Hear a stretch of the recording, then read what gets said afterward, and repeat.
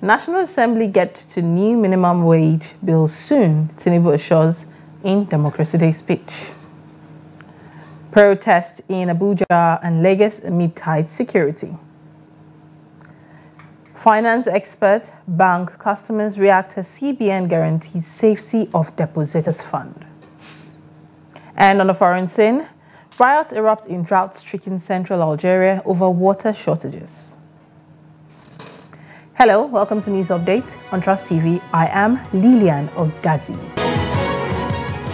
And now to the news. President Bola Tinubu has said his government has negotiated a new minimum wage in good faith and will soon send an executive bill to the National Assembly to enshrine the agreed-upon wage for the next 5 years or less.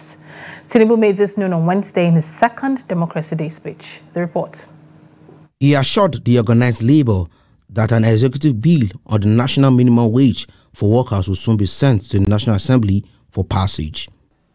On this day, 31 years ago, we entered our rites of passage to becoming a true and enduring democratic society. Going through this passage was hard and dangerous. During the fateful 6 years that followed, we fought and struggled for our natural rights as human beings, put on this earth by the divine hand of our Creator. President Tinubu acknowledged the economic hardships in the country and assured citizens of his support, pledging never to abandon them. He urged Nigerians to bear the pains of economic reforms embarked upon by his government amid the biting inflation and worsening hardship. There is no doubt that the reform has occasioned hardship. I feel your pains. Yet, there are necessary repairs required to fix the economy over the long run so that everyone has access to economic opportunity. In his Democracy Day broadcast, President Tinubu praised the winner of the annulled June 12, 1993 presidential election, Chief Moshood Abiola, and other heroes of democracy, including General Shehu Musa Yar'Adua and Pa Alfred Riwen, among others. The president also celebrated other heroes including Chief Anthony Enahoro, Chief Abraham Adensaya, Commodore Dan Suleiman, Chief Arthur Nwanko, Chief Chukwuemeka Ezeife, and other eminent Nigerians who had made great sacrifices for the restoration of democracy in the country. I take on this vital task without fear or favor, and I commit myself to this work until we have built a Nigeria where no man is oppressed. Bola Ahmed Tinubu, the president, urged Nigerians to beware of elements who might want to undermine the current democratic dispensation.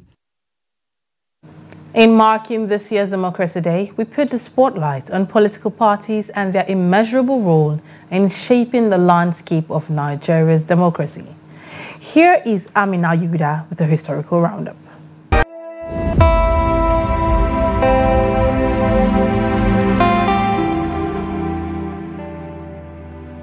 Nigeria, Africa's most populous nation and largest democracy, is a rich tapestry of political history. Since the return to democracy in 1999, the nation has witnessed the rise and fall of various political parties, each leaving a distinct mark on the electoral landscape.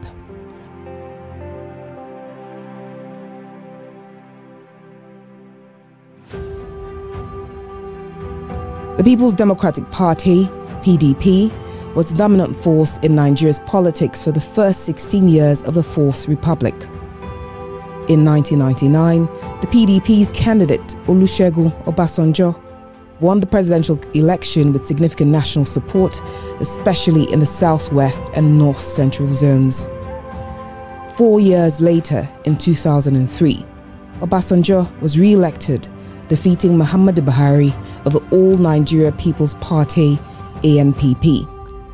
In 2007, Umaru Musa Yar'Adua, also of the PDP, won the presidency, but his tenure was cut short by illness and subsequent death in 2010. His vice president, Goodluck Jonathan, assumed office.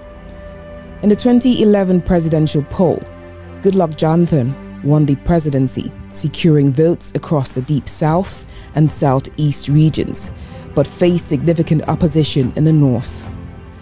By 2015, the PDP faced a significant defeat as Muhammadu Buhari of the All Progressives Congress (APC) won the presidency, making it the first time an incumbent president lost a re-election bid.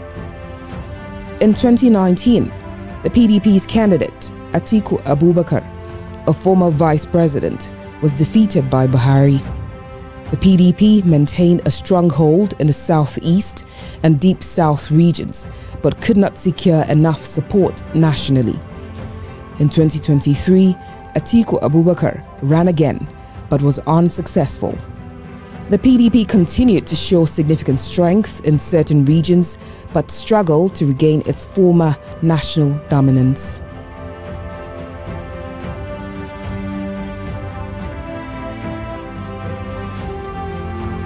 The All Progressives Congress was formed in 2013 through a merger of 4 opposition parties: the Action Congress of Nigeria (ACN), the Congress for Progressive Change (CPC), the All Nigeria People's Party (ANPP), and a faction of the All Progressives Grand Alliance (APGA). In 2015, Muhammadu Buhari became the first APC president, winning widespread support, particularly in the north and southwest. The victory ended the PDP's 16-year rule.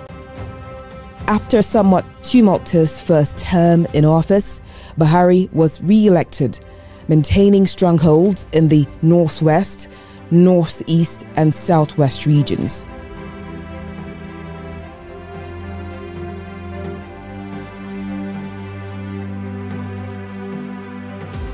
In 2023, Bola Ahmed Tinubu, a former governor of Lagos and a key APC figure, won the presidency. His campaign capitalized on APC's established strongholds and made inroads in regions previously dominated by the PDP.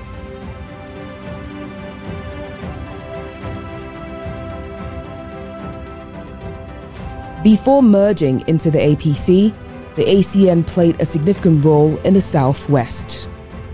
In 2007, the ACN's presidential candidate, Atiku Abubakar, performed relatively well in the southwest, but did not win the presidency.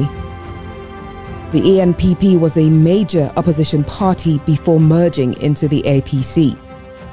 Between 2003 and 2007, Muhammadu Buhari ran under the ANPP banner, securing significant votes in the north but losing to the PDP candidates. In the later years, parties like the SDP and LP began gaining traction, particularly in localized regions. In 2023, the Labour Party's candidate, Peter Obi, garnered substantial support, particularly among young voters and in the southeast, highlighting a shift towards newer political movements. From 1999 to 2023, Nigerian politics has been characterized by the rise and fall of major political parties. With the PDP and APC dominating the landscape, each election cycle brought new dynamics reflecting the evolving political preferences of the Nigerian populace. As the nation continues its democratic journey, the impact of these parties and their candidates will shape the future of Nigeria's political landscape.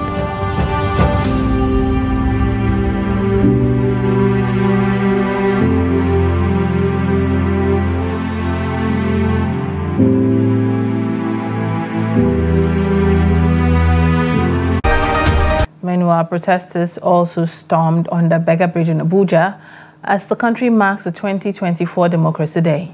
The protesters, few in numbers, chanted solidarity songs and they wielded placards and banners.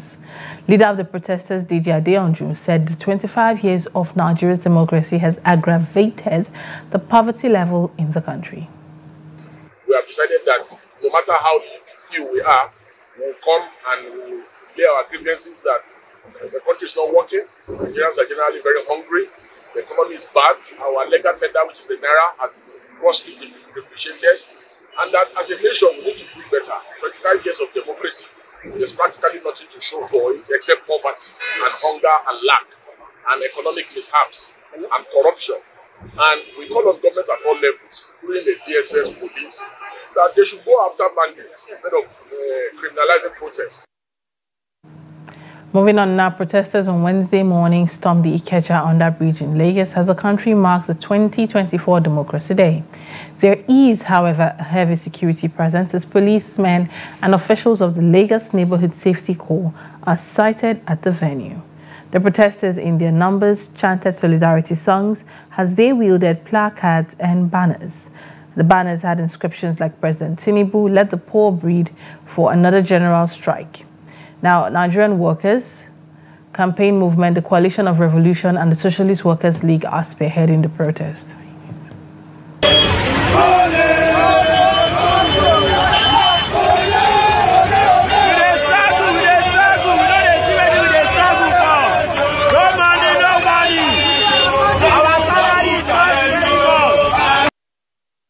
The Speaker of the Plateau State Assembly, Gabriel Diwan, has said Nigerian leaders have failed to perform their responsibilities, neglecting to provide dividends of democracy to their citizens.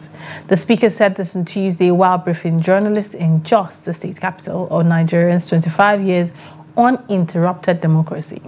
According to the Speaker, it was unfortunate that despite the country's natural resources, Nigeria was still lagging behind in terms of development. He explains that many countries that adopted democracy after Nigeria's independence have already developed their countries.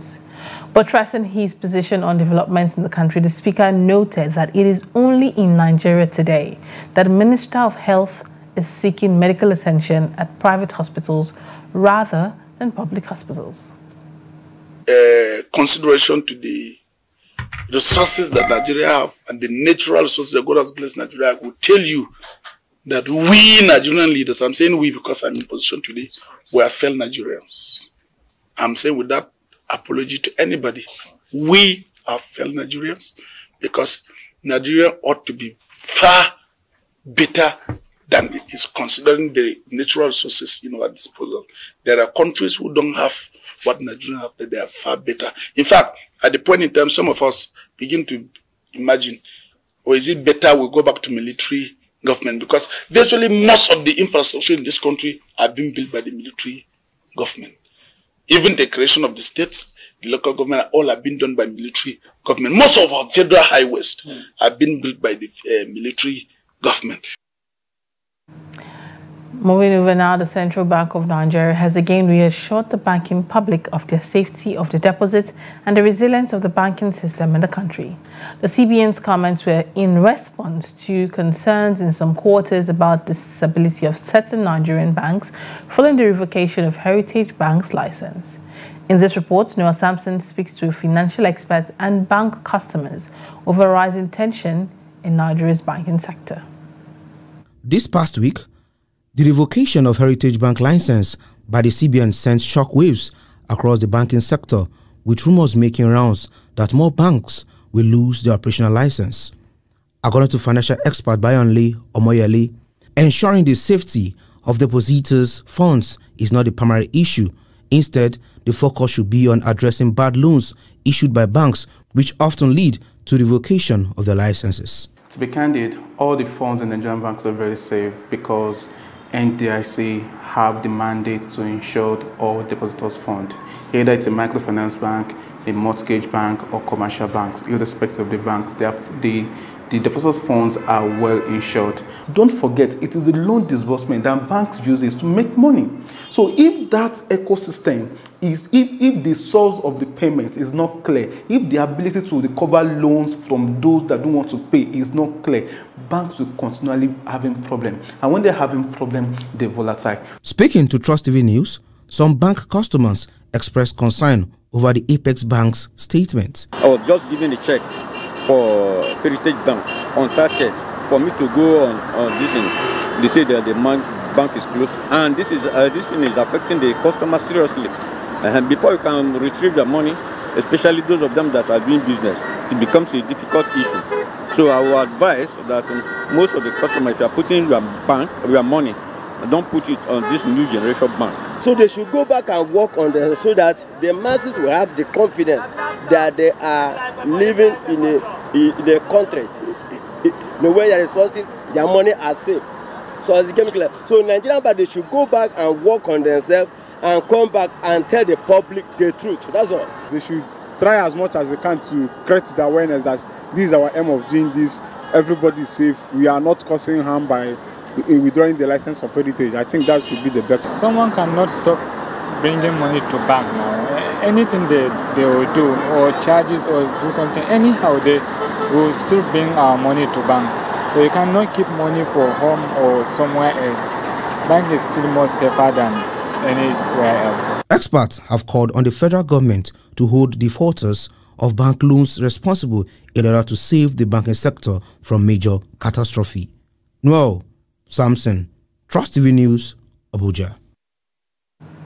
This is News Update coming to you from Trust TV. Coming up, as Salah preparation continues, fashion designers lament low patronage in Abuja. More news when we return. Do stay.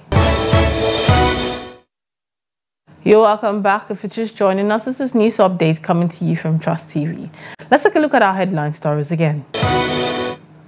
National Assembly to get new minimum wage bill soon, Tinubu assures in Democracy Day speech.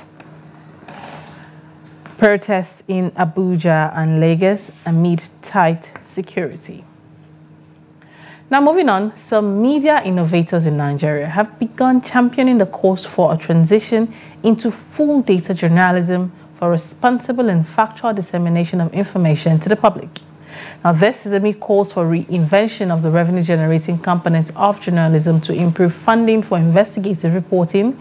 They feel that these developments are critical to the industry's survival if it intends to weather the storm as the fourth estate of the realm. Here's the details. For these experts, continuous innovation is the way to go to guarantee the industry stands the test of time. There are more younger people, smarter, brighter, also a little more adventurous, innovative, who are getting to do this work. The conditions to enable them to do this work is a little bit in retreat. So we're grateful that more universities are now adopting it, so we're creating knowledge around this kind of journalism. What next needs to be done, and that's a big challenge for all of us, is to have to think the next phase in innovation is how do you finance journalism? Because the current business models for doing journalism has become atrophied. It's come to a bus stop. It can grow again. So we need to reinvent that. That's the biggest challenge for innovation now. With the internet, there are multiple sources of information now. So the challenge of credibility is up. And one way by which you can promote credibility is by bringing facts and figures for people to really appreciate and accept. So for us in the universities, we have tinkered with our curriculum and we have seriously mainstreamed aspects of investigative and data-driven journalism for young people to really appreciate, understand, and see how they can put the entire ideas into practice. They say that while innovation will keep the industry afloat, data journalism will transform it, pushing it to new frontiers. So you would imagine that every data set or every industry data that you have create a new horizon for journalism. So if you're able to use agri data, climate change data, business data, any data that you have, just creates like a genre or a different dimension of journalism that you can do. So it's pretty clear that data is going to lead, our journalism or transform our journalism in ways that we can't even imagine today. Now layer that on top of technology. Technology then becomes the mediator or the driver or something that accelerates the level at which things will do. We think that bringing data is actually one way of being an inclusive form of communication, because there are people who may not be able to read things, but they can see the data and they can understand that. But more importantly, I think that data also helps to aggregate information that probably it will take you a very, very long time to read to understand. But presented in a simple format, I think also be another way of aggregating data that people can easily understand and appreciate. Funding, lack of capacity building and requisite training for media practitioners, government regulations, among others, are some of the factors militating against the development and growth of the media industry in Nigeria. However, these experts are hopeful that there is light at the end of the tunnel. From Abuja, Sagir Ibrahim reporting for Trust TV. Now to issues surrounding cost of living in Abuja. The air is filled with anticipation as families prepare for Salah. The festive season, known for its vibrant celebrations, also highlights the significance of traditional fashion, especially for children. However, this year, tailors across the city are facing a disheartening trend. The report. The markets of Abuja are bustling with activities as families gather to purchase fabrics for their Salah outfits. Children's fashion takes the spotlight, with parents eager to adore their little ones in the finest attire. Behind these exquisite garments are the skilled hands of tailors. However, despite the festival rush, many tailors are facing a significant decline in orders this year. We have some delay because of the light issue. Because if you are planning to sew a cloth in a week, maybe you don't have light for like 3 days. That is a step back. So we really have challenge. People are coming for patronage, not too high because of the economy. This current government and current situation we are in now, people are not coming out to sew like before. I believe even when there is no light, there is a way people will come out to complain to the management of the market. But people are not more coming out like that because people are not coming out like that because there is there's not more work like that, because I believe this economy affects everybody. That is why. Several factors contribute to this drop in patronage. The economic impact of inflation has tightened budgets, prompting many families to seek more affordable alternatives or opt to reuse old outfits. Customers used to come before, but as it is now, we are just managing because the way the economy is now, no money, we are just managing. Not saying anyone yet. Despite these challenges, many tailors remain hopeful. They persist in crafting beautiful, bespoke outfits, believing in the unique value of custom-made fashion. Habibat Ajayi, Trust TV News, Abuja. And now moving over to the foreign scene, riots erupted in Algerian Desert City last weekend after months of water shortages left taps running dry and forced residents to queue to access water for their households. According to pictures and videos circulating social media, in direct central Algerian city of less than 200,000 people located 155 miles southwest of Algiers, protesters wearing balaclavas set tires aflame and set up makeshift barricades blocking roads to protest that their water is being rationed. The unrest followed demands from President Abdelmadjid Tebboune to rectify the suffering. Algeria's long-term solution would be to pipe water from larger dams further north and south from Teret and shift to alternative supplies, including desalination plants that the country has heavily invested in.